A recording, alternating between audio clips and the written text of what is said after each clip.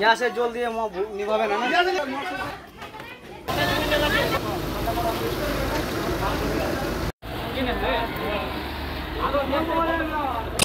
Gas cylinder leak করে বাড়িতে আগুন। গ্যাস এজেন্সির কর্মীর তৎপরতায় বড় বিপদের হাত থেকে বাঁচল জনবহুল এলাকা। পরবর্তীতে দমকলের একটি ইঞ্জিন আগুন নিয়ন্ত্রণে আনে। লক্ষাধিক টাকার ক্ষয়ক্ষতি। মালদা জেলার হরিশ্চন্দ্রপুর সদর এলাকার থানাপাড়ার ঘটনা।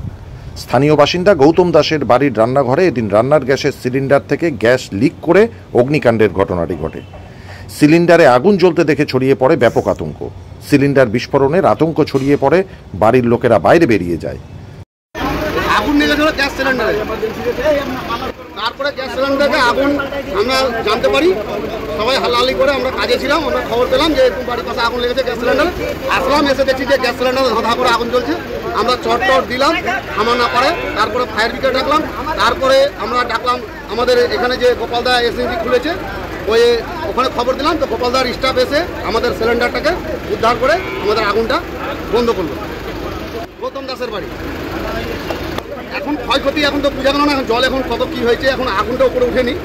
এখন জাস্ট খালি সামনেই আমরা যা দেখলাম, গোয়াল ঘরটাতে এখন ওই দুটা যা থাকে লকড়ি টুকরিতে আগুন লেগেছিলো। ফায়ার ব্রিগেড এসে ওটা লিভিয়ে এখন আগুনের কোনো ভয় নাই, এখন আমরা নিশ্চিন্ত আছি। আমার নাম চিত্তরঞ্জন দাস। স্থানীয়রা আগুন নেভানোর চেষ্টা করলে নিয়ন্ত্রণ করা যায়নি। খবর দেওয়া হয় দমকল এবং গ্যাসের এজেন্সিকে। গ্যাস এজেন্সি থেকে এক কর্মী লক্ষণ কর্মকার এসে দক্ষতার সাথে সিলিন্ডারের আগুন নিভিয়ে দেয়।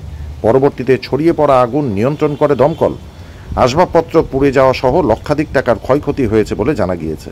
তবে বর্তমানে সম্পূর্ণ নিয়ন্ত্রণে এসেছে আগুন। আমাদের যা থেকে প্রাথমিক তদন্ত করে দেখলাম, যেমন গ্যাস সিলিন্ডার রান্নাঘর থেকে আগুন লেগেছে, গ্যাস লিকেজ করছে, গ্যাস পাইপ। এখন পরিস্থিতি সামান্য পরিস্থিতি আছে, পুরো কন্ট্রোল আছে, আগুন ভয়ের কোনো কারণ নেই।